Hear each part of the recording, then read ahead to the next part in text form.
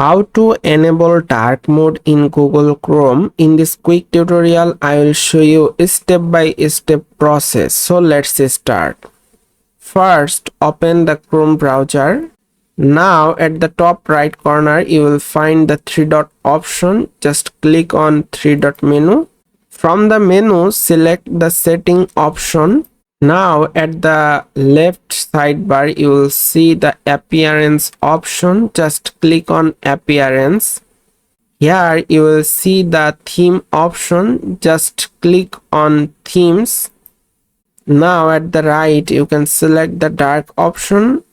Here you see this enable the dark mode. Now you can select any themes from dark mode here. If I select this you see the changes, or you can choose the dark mode from here. This is the default dark mode, so you can also use this option. So by following this process you can easily enable the dark mode in Google Chrome. Thanks for watching. See you in the next video.